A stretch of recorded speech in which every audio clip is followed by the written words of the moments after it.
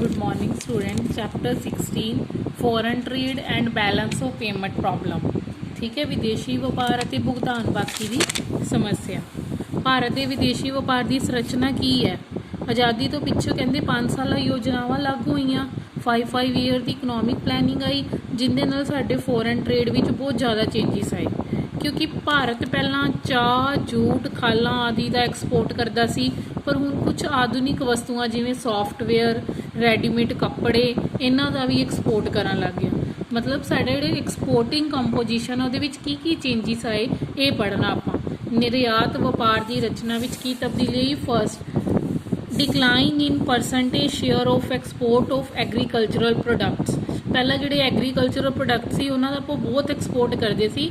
Time being 1947 ਤੋਂ ਬਾਅਦ ਇਹ ਜਿਹੜਾ ਐਕਸਪੋਰਟ ਹੈ ਇਹ ਡਿਕਲਾਈਨ ਹੁੰਦਾ ਗਿਆ। ਆਪਾਂ ਜਿਹੜੇ ਖੇਤੀ ਵਾਸਤੇ ਨਿਰਯਾਤ ਕਰਦੇ ਹਾਂ ਉਹ ਹੌਲੀ ਘਟਦੇ ਗਏ। ਡਾਟਾ ਨਹੀਂ ਯਾਦ ਹੁੰਦਾ, ਕੋਈ ਗੱਲ ਨਹੀਂ, ਹੈਡਿੰਗ ਯਾਦ ਕਰਕੇ ਅੱਛਾ ਸਾਰਾ ਕੁਆਲਿਟੇਟਿਵ ਮਟੀਰੀਅਲ ਲਰਨ ਕਰੀਏ। ਠੀਕ ਹੈ, ਇਸ ਦਾ ਮੁੱਖ ਕਾਰਨ ਕੀ ਹੈ ਕਿ ਦੇਸ਼ ਦੀ ਜਨਸੰਖਿਆ ਬਹੁਤ ਜ਼ਿਆਦਾ ਵੱਧ ਹੋ ਜਾਣ ਕਰਕੇ ਖੇਤੀ ਪਦਾਰਥਾਂ ਦੀ ਘਰੇਲੂ ਮੰਗ ਕਾਫੀ ਜ਼ਿਆਦਾ ਵੱਧ ਗਈ। ਸਿੱਟੇ ਵਜੋਂ ਖੇਤੀ ਪਦਾਰਥ ਦੇ ਨਿਰਯਾਤ ਦੇ ਲਈ ਪ੍ਰਾਪਤੀ ਨਹੀਂ ਹੋ ਪਾਉਂਦੀ।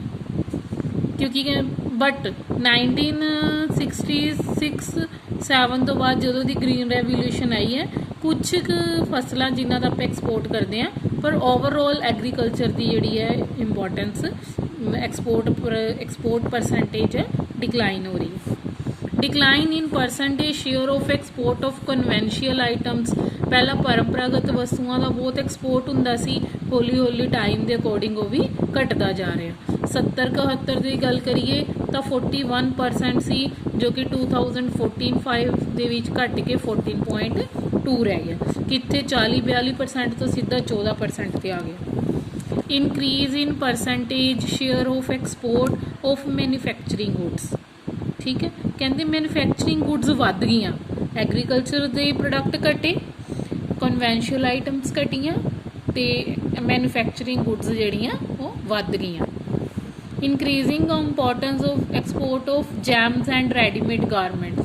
ਜੈਮਸ ਤੇ ਰੈਡੀਮੇਡ ਗਾਰਮੈਂਟਸ ਦੀ ਇੰਪੋਰਟੈਂਸ ਵੱਧ ਗਈ। Change in composition of agricultural export. Agriculture export ਵੀ ਹੌਲੀ ਵਧਣ ਲੱਗ ਗਿਆ। Export of petroleum product. ਤੇਲ ਸ਼ੋਧਨ ਸਮਰੱਥਾ ਦੇ ਵਿਕਾਸ ਨਾਲ ਭਾਰਤ ਕੀ ਹੁਣ ਪੈਟਰੋਲੀਅਮ ਪਦਾਰਥਾਂ ਦਾ ਵੀ ਕਾਫੀ ਐਕਸਪੋਰਟ ਕਰ ਰਿਹਾ। ਠੀਕ ਹੈ, ਹੈਡਿੰਗ ਯਾਦ ਕਰਨੀ ਚੰਗੀ ਤਰ੍ਹਾਂ। ਇੰਜੀਨੀਅਰਿੰਗ ਦਾ ਸਮਾਨ, ਹੱਥ ਕਲਾ ਤੇ ਚਮੜੇ ਦਾ ਸਮਾਨ।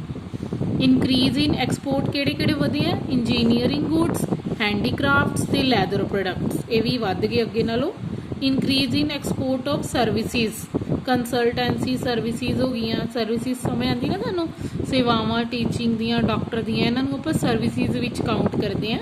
ਹੁਣ ਇਹਨਾਂ ਦਾ ਵੀ ਐਕਸਪੋਰਟ ਜਿਹੜਾ ਵੱਧ ਗਿਆ। Change in composition of import. Imports ਵਿੱਚ ਕੀ ਚੇਂਜਿਸ ਆਏ ਹੈ? Decline in imports of agricultural products. ਪਹਿਲਾਂ ਆਪਾਂ ਐਗਰੀਕਲਚਰਲ ਪ੍ਰੋਡਕਟਸ ਬਹੁਤ ਇੰਪੋਰਟ ਕਰਦੇ ਸੀ, ਹੁਣ ਉਹ ਘੱਟ ਗਏ, ਆਪਾਂ ਆਪਣੀ ਕੰਟਰੀ ਵਿੱਚ ਹੀ ਇਹਨਾਂ ਦੀ ਪ੍ਰੋਡਕਸ਼ਨ ਸਟਾਰਟ ਕਰ ਲਈ ਹੈ। Petroleum products enjoy first place in imports. Petroleum ਉਤਪਾਦਾਂ ਦਾ ਆਯਾਤ ਵਿੱਚ ਪਹਿਲਾ ਸਥਾਨ ਹੈ। ਆਪਾਂ ਪੈਟਰੋਲੀਅਮ ਪ੍ਰੋਡਕਟ ਜ਼ਿਆਦਾ ਇੰਪੋਰਟ ਕਰਦੇ ਹਾਂ।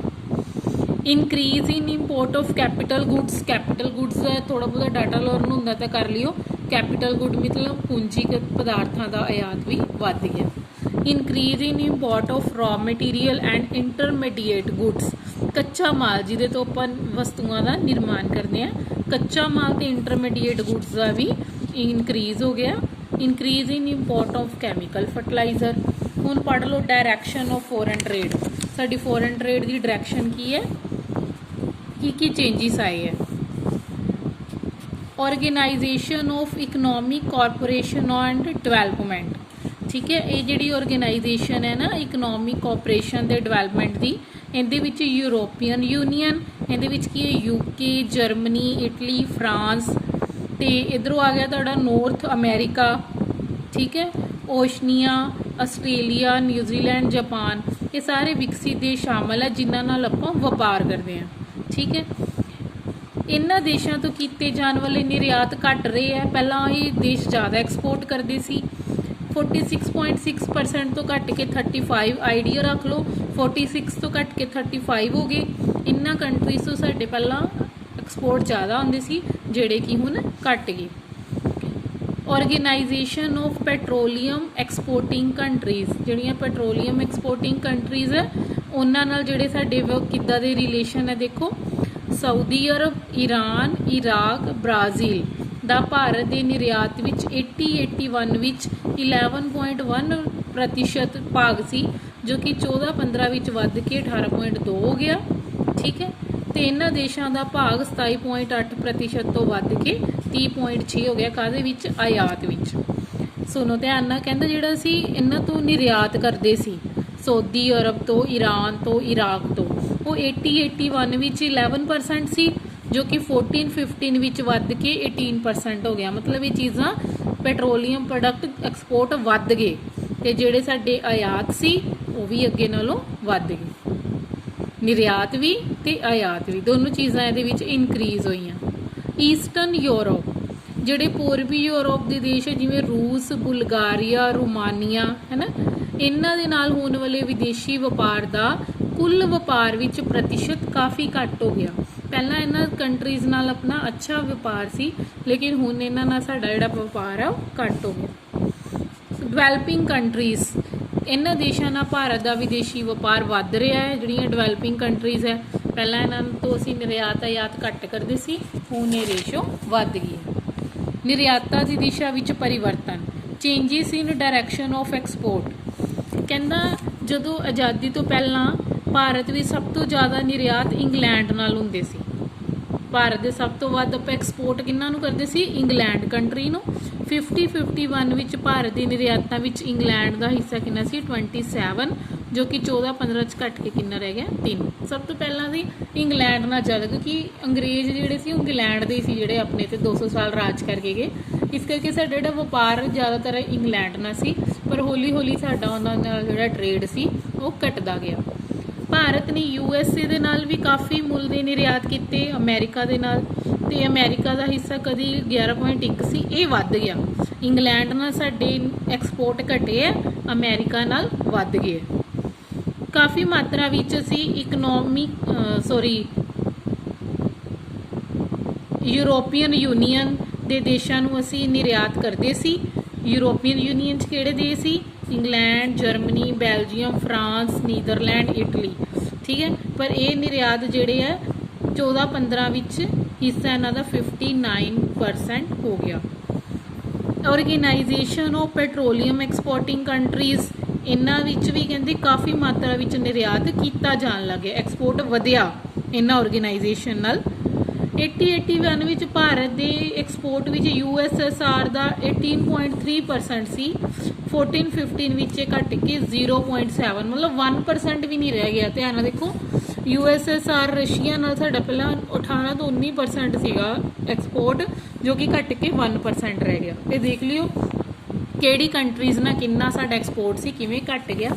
ਇਸੇ ਤਰ੍ਹਾਂ ਆਪਾਂ ਜਿਹੜੇ ਆਯਾਤ ਕਰਨੇ ਆ, ਕਿ ਅਸੀਂ ਇੰਡੀਪੈਂਡੈਂਸ ਤੋਂ ਪਹਿਲਾਂ ਜ਼ਿਆਦਾ ਜਿਹੜੇ ਇੰਪੋਰਟ ਕਰਦੇ ਸੀ ਉਹ ਇੰਗਲੈਂਡ ਤੋਂ ਹੀ ਕਰਦੇ ਸੀ। ਆਪਣਾ ਮੋਸਟਲੀ ਜਿਹੜਾ ਟ੍ਰੇਡ ਹੈ ਨਾ ਇੰਗਲੈਂਡ ਨਾਲ ਹੀ ਸੀ, ਆਯਾਤ ਵੀ ਤੇ ਨਿਰਯਾਤ ਵੀ। ਹੌਲੀ ਹੌਲੀ ਇਹ ਵੀ ਪਰਸੈਂਟੇਜ ਘਟਦੀ ਗਈ। ਸਭ ਤੋਂ ਵੱਧ ਅਸੀਂ ਅਮਰੀਕਾ ਨਾਲ ਤੋਂ ਕਰਦੇ ਸੀ, ਇਹ ਹਿੱਸਾ ਵੀ ਸਾਡਾ ਘਟ ਗਿਆ। ਠੀਕ ਹੈ, ਤੇ ਬਾਕੀ ਕਿਹੜੀਆਂ ਕੰਟਰੀਜ਼ ਨਾਲ ਅਸੀਂ ਕਿੱਦਾਂ ਕਰਦੇ ਸੀ ਇਹ ਪੜ੍ਹ ਲਈਏ। ਇਹ ਸੀਗੀ ਡਾਇਰੈਕਸ਼ਨ। ਹੁਣ ਆਪਾਂ ਕਰਾਂਗੇ ਬੈਲੈਂਸ ਆਫ ਟ੍ਰੇਡ, ਵਪਾਰ ਬਾਕੀ ਦੀਆਂ ਵਿਸ਼ੇਸ਼ਤਾਵਾਂ ਆਪਾਂ ਗੱਲ ਕਰਾਂਗੇ। ਠੀਕ ਹੈ, ਇੱਕ ਕੁਐਸਚਨ ਤੁਹਾਡਾ ਆ ਗਿਆ composition and direction of export and import. ਤੁਹਾਡੇ ਸਿਲੇਬਸ ਦੇ ਵਿੱਚ 3rd ਯੂਨਿਟ 'ਚ ਪਿਆ ਹੋਇਆ composition and direction of export and import after reforms. ਠੀਕ ਹੈ, ਧਿਆਨ ਨਾਲ ਕਰ ਲਿਓ। ਇਹਦੇ ਹੈਡਿੰਗਸ ਅੱਛੀ ਤਰ੍ਹਾਂ ਲਰਨ ਕਰਕੇ ਇੱਕ ਨੋਟਬੁੱਕ 'ਤੇ ਹੈਡਿੰਗਸ ਲਿਖਦੇ ਰਿਹਾ ਕਰੋ। ਤੇ ਕਿਸੇ ਵੀ ਸਟੂਡੈਂਟ ਨੇ ਕਦੇ ਵੀ ਗਰੁੱਪ 'ਚ ਕੁਝ ਨਹੀਂ ਪਾਇਆ, ਤੁਸੀਂ ਆਪਣੀ ਹੈਡਿੰਗ ਲਿਖ ਕੇ ਮੈਨੂੰ ਗਰੁੱਪ 'ਚ ਸੈਂਡ ਕਰੋ ਕਿ ਤੁਹਾਨੂੰ ਸਮਝ ਆ ਰਹੀ ਹੈ। ਜੇ ਕਿਸੇ ਨੂੰ ਲੈਕਚਰ ਨਹੀਂ ਸਮਝ ਆਉਂਦਾ, ਕਾਲ 'ਤੇ ਕੁਝ ਵੀ ਪੁੱਛ ਸਕਦੇ ਹੋ। ਓਕੇ ਬੱਚੇ।